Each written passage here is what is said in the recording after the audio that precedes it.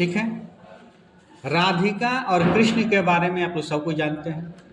ठीक है, कहा जाता है कि श्री कृष्ण की प्रेमिका थी राधिका। ठीक है, तो ऐनी का क्या अर्थ है? ऐनी का खजाना, धन संपत्ति। ठीक है, न लोग कहता है कि आप मेरे लिए सब कुछ है, यानी आप मिल गए तो सब कुछ मिल गया। परमात्मा ईश्वर भगवान मिल गया तो सब मिल गया। तो प्रेम ऐनी श्री राधिका प्रेम वरण नंद नंद। प्रेम का वर्णन करने के लिए कभी भी प्रेम से अगर संबंध कहीं है, अगर कहीं किसी चीज का उदाहरण देना है तो सबसे पहला उदाहरण हम कृष्ण और राधिका का देते हैं। राधा और कृष्ण, है ना, कहीं भी कोई भी प्रेम प्रसंग जब होगा तो इन दोनों का वर्णन किया जाता है। यहाँ दो अर्थ है इसका, एक भौतिक जीवन में आप समझेंगे और एक आध्यात्मिक जीवन में। कृष्ण कौन है और राधा कौन है? ठीक है, वरण नंद नंद, नंद नंद, नंद नंद के नंद किसको कहते हैं? श्री कृष्ण को। ठीक है, नंद के पुत्र कौन थे? श्री कृष्ण, इसलिए उनको नंद के नंद कहा गया।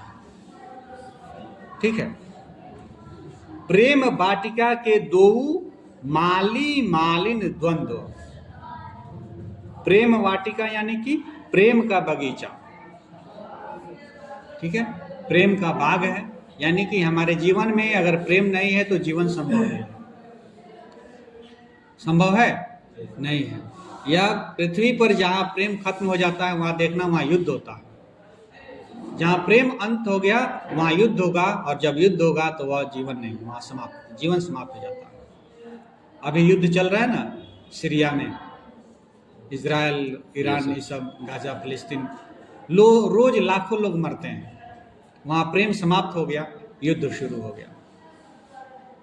एक परिवार में ही आप देख लीजिए, समाज में देख लीजिए, जहाँ प्रेम समाप्त वहाँ युद्ध शुरू। दो ही चीज है, एक जीवन है एक मृत्यु है। तो जहाँ प्रेम है वहाँ जीवन है, जहाँ मृत्यु, जहाँ घृणा है द्वेष है वहाँ क्या है? मृत्यु है। जहाँ प्रेम नहीं है वहाँ मृत्यु है। ठीक है, तो वही कह रहे हैं कि इस संसार में प्रेम रूपी बगीचा के राधा और कृष्ण माली और मालिन है। बाग को कौन सींचता है? माली। फुलवारी या बगीचा का देखभाल कौन करता है? मालिन नहीं करता। माली और उसका जो स्त्री रूप होता है वो मालिन कहते हैं ना, मल्होरी जिसको आप लोग कहते हो। तो माली पुल्लिंग हो गया और मालिन उसका स्त्रीलिंग हो गया।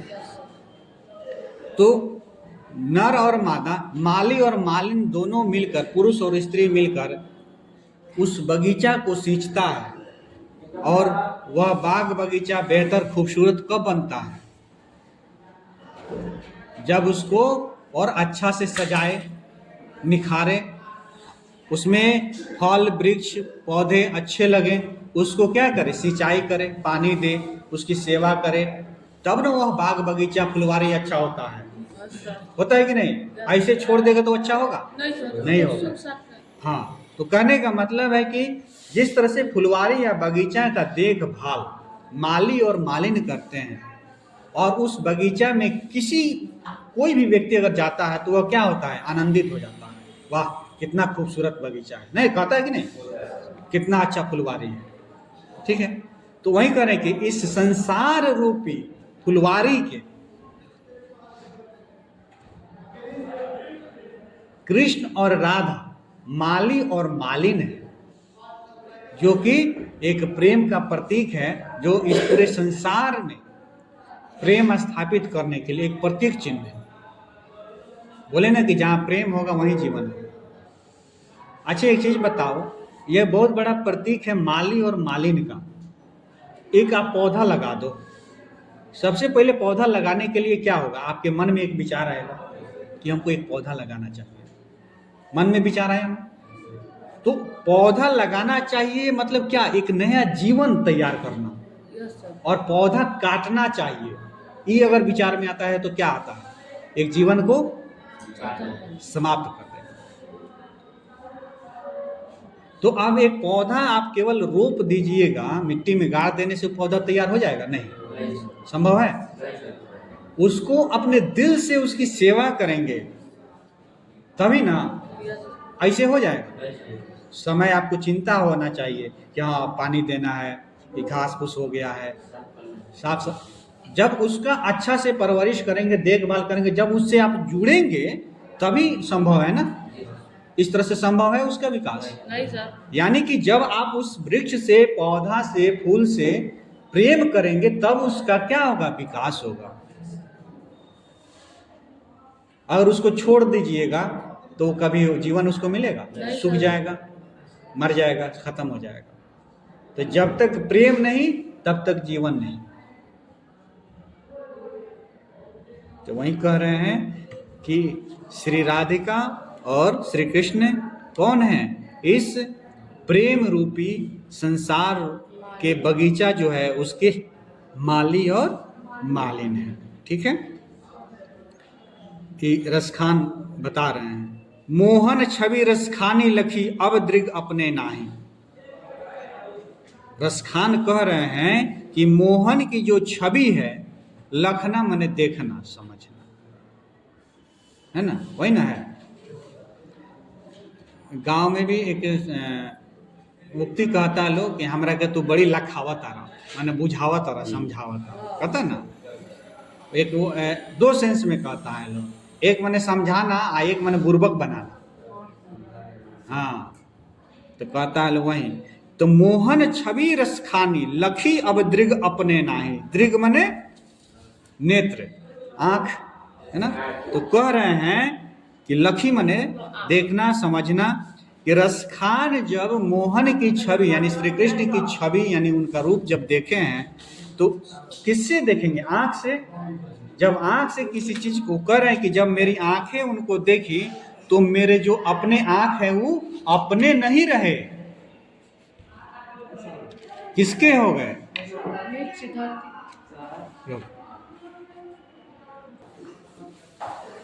चल,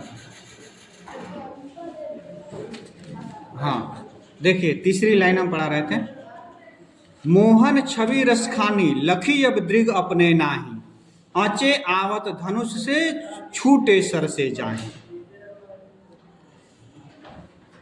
अब देखिए मोहन की जो छवि है, सूरत है ना, उनकी छाया, रसखान लखी अब दृग अपने नाही। दृग माने आंख, देखने के बाद अब उनकी आंखें अपनी नहीं रह गई। किस प्रकार?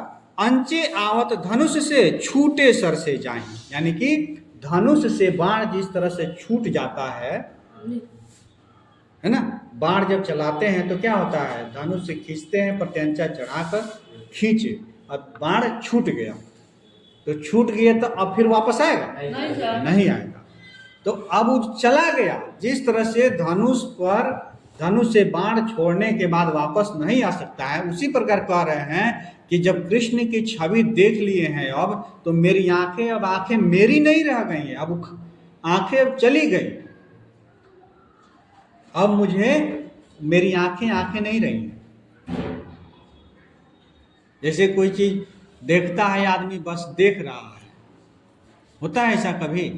देखते हो बहुत खूबसूरत कोई चीज है, बस उसमें खो गए, देखते रह गए, तो तुम नहीं रह जाते हो न, तुम्हारी आंखें वहां, आंखें हैं दिख रहा है वहां पर, लेकिन तुम्हारी आंखें वहां हैं ही नहीं, कहीं और है। ऐसा होता है कभी? देखना, इमेजिन करना, ठीक है। किसी चीज को जब ध्यान से देखोगे बस देखते रह जाओ, ठीक है। आगे चल देखते हैं, मोह मन मानिक ले गयो चीते चुर नंद नंद, अब बेमन मैं का करूं परी फिर के फंद। अब देखिए बड़ी फेरा पड़ गया भाई। मोह मन मानिक ले गयो, मन समझ रहे हैं ना, मन नइखे लागत, मन नइखे करत, इस सब मनुष्य के कष्ट का कारण ही मन ही है। कृष्ण कहते हैं अर्जुन से गीता में, जब उनको संदेश दे रहे थे तो कहते हैं कि हे अर्जुन, यह मन ही बहुत चंचल है। इस मन को जो व्यक्ति अपने को वश में कर लेता है वह व्यक्ति संपूर्ण विश्व को जीत सकता है। और मन देखो सबसे तेज क्या चलता है, मन है।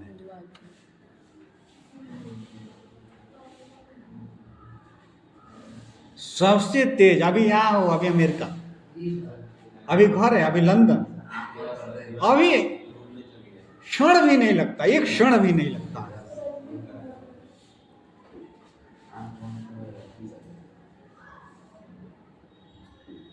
है ना। तो देखो,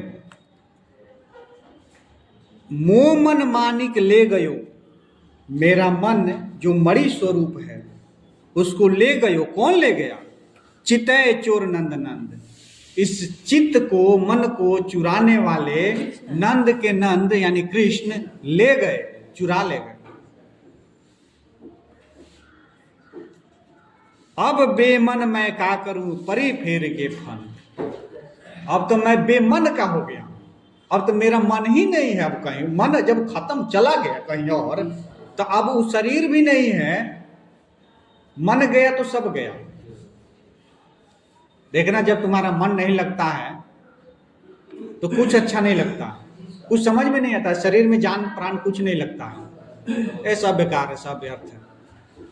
अब वही मन अगर तुम्हारा खुश है, प्रसन्न है, सब कुछ अच्छा लगेगा, सब कुछ बेहतर। अब मन दुखी है तो कितना ही बढ़िया काम हो रहा है, कितना ही बढ़िया चीज हो, कितना बढ़िया भोजन हो, तुमको अच्छा नहीं लगेगा। ये सब मन का खेला है, मन ही माया है, और मन ही, ये माया ही सब कष्टों का कारण है। तो कह रहे हैं रसखान कि मेरा जो मन है वो तो ले गए, मेरे चित्त को चुरा ले गए। चित्त, सबके चित्त को चुराने वाले श्री कृष्ण, आप तो ले गए, सब कुछ चुरा ले गए, मेरा मन भी ले गए। अब तो बड़ी फेरा पड़ गया, और जब मेरा मन नहीं है तो अब हम हैं क्या, वो तो समझ में नहीं आ रहा। न लोग कहता है कि अरे ये एकदम अब खत्म बा, एकरा लाग गइल बा प्रेम रोग ना। यानी देखना वो क्या होता है, वो तुम्हारा मन ही तुम्हारे शरीर, तुम्हारी भावनाएं, तुम्हारे सब कुछ को प्रज्वलित कर देता है। पता चल जाता है कि हाँ अब तुम्हारे मन में क्या चल रहा है। तुम दुखी हो, तुम घर पे जाना, तुम्हें पता चल जाएगा, तुम्हारा जो शुभचिंतक है उसके पास तुम बैठोगे, वो समझ जाएगा कि ये व्यक्ति दुखी है, मन में लग नहीं रहा। ठीक है, चलिए। प्रीतम नंद किशोर जादिन तय नैन नहीं लगियो। हे प्रीतम, हे नंद के किशोर, जिस दिन से मेरी नैन मने आंख लगी है आपसे, मन पावन चित्त चोर, ये जो पवित्र मन है, चित्त चोर, चित्त मने भी मन होता है, ठीक है। पलक ओट नहीं करी सकाऊं, पलक है नहीं, अभी ओट कर रहे हैं, यानी पलक भी नहीं झपक रहा है, बस देखे जा रहे हैं एक तक। बस तुम ही सब कुछ हो, बस मन भी गया, चित्त भी गया, अब सब कुछ गया। जब मैं ही नहीं रहा, ले गए, मेरे मन को ले गए, मेरी जो माया है उस माया को ही आप छीन लिए, आप में चला गया, और माया आपसे है, प्रेम सब कुछ ले गए, हमको ले गए। जब प्रेम में कोई पड़ा होता है, सुना होगा कि फांसी लगा लिया प्रेम में, वियोग में, तो जब अपने चरम पर पहुंच जाता है और नहीं मिलता है ना, तब उसको परम दुख होता है, और जब मिल जाता है तो उसको परम सुख होता है।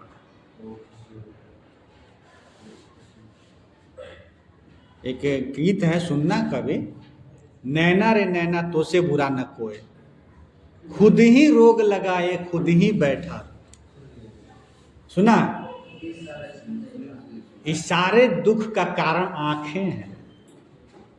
अच्छा, दुख कैसे? मान लो तुम गए, बाहर गए घूमने, तुमको कपड़ा पसंद आया, आंखें देखी, उसको पसंद आ गया, पैसा नहीं है, दुख हुआ, खरीद नहीं सकते। खाने का मन है, पैसा नहीं है, या बीमार है, खा नहीं सकता, पैसों है तब वो नहीं खा सकता। तो ये आंखें हैं, देखती हैं तो इच्छा होती कि ये भी मिल जाए, ये भी मिल जाए। आई गाड़ी पर चले, बड़ी बढ़िया गाड़ी खरीद ले, आई रॉयल एनफील्ड पर चल रहा है, आई सुजुकी का है ना। तो ये आंखें देखती हैं तभी ना, पहले देख, पहले क्या जी, पहले देख, तो कष्ट का शुरुआत वहीं से हो गया। ठीक है, आई मन के ऊपर है कि मन ही सब कष्ट दुख का कारण है। अब प्रेम जब हुआ, इसमें प्रेम का ही वर्णन किया गया है।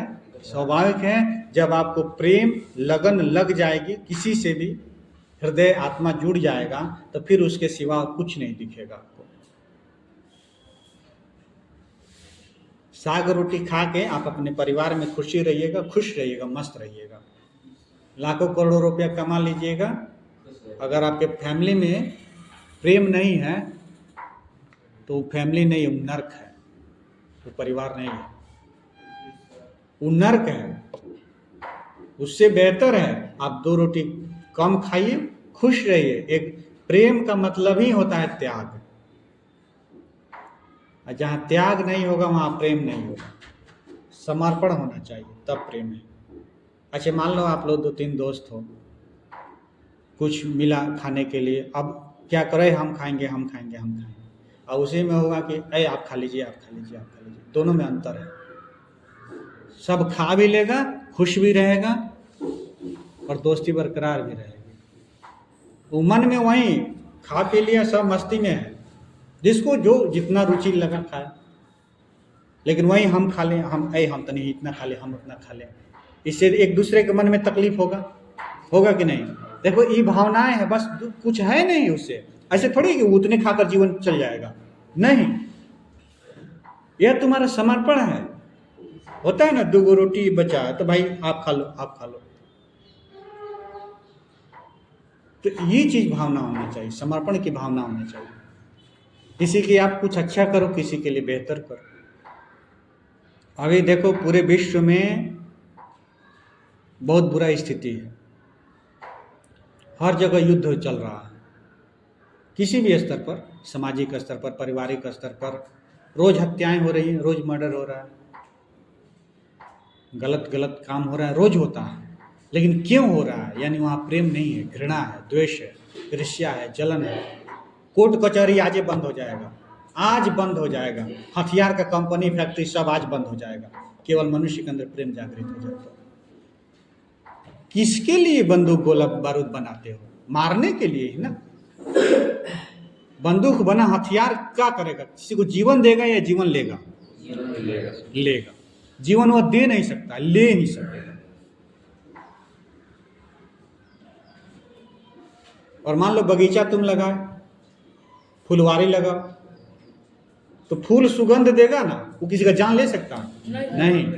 फल लगाओगे, फल किसी को जीवन नहीं देगा, चिड़िया खाए, जानवर खाए, आदमी खाए, उसे जीवन ही मिलेगा। बंदूक की फैक्ट्री बैठाने से, मिसाइल बनाने से, बम बनाने से जीवन मिलेगा? कभी नहीं मिल सकता। कोर्ट कचहरी मुकदमा ही किस लिए है बताओ? झगड़ा होती है तभी ना, और सबसे ज्यादा झगड़ा पटीदारे में होता है। रक्त रक्त को पुकारता है, युद्ध और प्रेम के लिए। याद रखना, सबसे बड़ा शत्रु कोई है तुम्हारा तो तुम्हारा अपना रक्त, और सबसे बड़ा कोई तुम्हारा शुभचिंतक है तो वो है तुम्हारा रक्त, यानी तुम्हारा खून ही। ठीक है, तो प्रेम जीवन से समाप्त हो जाएगा तो वह जीवन नहीं रहेगा, वह नर्क हो जाएगा और जीवन की समाप्ति हो जाएगी। चलिए अब रसकान के दूसरी जो पद हैं सवैया छंद में है, इसको देखते हैं। करील के कुंजन ऊपर वारों, करील के कुंजन ऊपर वारों, अर्थ बताइए। करील बने, करील मने, कुंजन मने क्या होता है बताइए? हाँ अभी बताए ना। करील मने कांटा, कांटा है ना। तो करील के कुंजन कांटों भरा बाग बगीचा, ये हुआ ऊपर वारा, यानी कि कठिन रास्ता, इसका अर्थ ऐसे समझिए, कंकड़ पत्थर वाला रास्ता, कटीली रास्ता यानी कठिन रास्ता भी अगर है तो उसके ऊपर भी मैं वारों मने मर जाऊं। ये रसखान कह रहे हैं। अब आगे देखिए, या लकुटी अरु कमरिया पर राज तीहू पुर की तजी डारऊ, आठों सिद्धि नौ निधि के को सुख नंद की गाय चराई बिसारा। देखिए कितना बड़ा बात कह रहे हैं। लकुटी मने बताइए, लकुटी मने छोटा लाठी, जिसको हम लोग कहते हैं गांव में भोजपुरी में लबेदा, चाहे लबेदी बोलते हैं, तो वही छोटी सी लाठी उसी को लकुटी बोलते हैं। ठीक है, या लकुटी अरु कमरिया कंबल, ठीक है, हाँ, पर राज तीहू, तीनों राज, तीनों पुर के, हाँ तीनों लोग, स्वर्ग लोक, पृथ्वी लोक और पाताल लोक, तीनों लोग कि तजी डारो, मने उसके लिए अगर हमको कोई कहे, अगला लाइन में ही है कि आठों सिद्धि नौ निधि, यानी आठों जो सिद्धियां किसी को प्राप्त होती है, 9 प्रकार की निधियां जो होती है, उस सब का सुख, तीनों लोकों का सुख, ठीक है, एकमात्र एक कंबल और एक लकुटी, एक छोटी सी लाठी मिल जाए, जिसके साथ जो लेकर मैं क्या करूं, नंद की गाय को चराऊं और उस पर मैं सारी चीजों को बार जाऊं, माने न्यौछावर। यानी कि हमको कुछ नहीं चाहिए, सिर्फ एक कंबल और एक छोटी सी लाठी मिल जाए, जिससे मैं नंद बाबा की गाय को चराऊं। ठीक है, हमको उतना ले ले, अगर उसके बदले में मुझे सिद्धियां निधियां तीनों लोक का राजपाट भी मिल जाए तो हम क्या करेंगे, उसको त्याग देंगे। हमको नहीं चाहिए, हमको सिर्फ क्या चाहिए, हमको इस ब्रज में रह के नंद बाबा के गाय को चराना है। यानी कि रसखान कह रहे हैं कि हमको क्या चाहिए, बस नंद बाबा का गाय चराना है।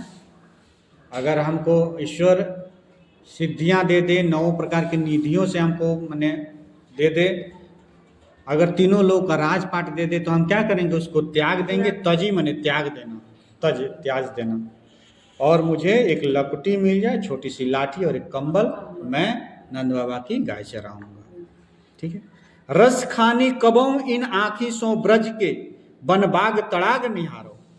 रसखान कबों इन आँखिन सो, रसखान कह रहे हैं कि इन आँखों को ब्रज के वन बाग, तड़ाग माने नदी तालाब ना जो भी है, निहारने माने देखने का हमको कब मिलेगा मौका।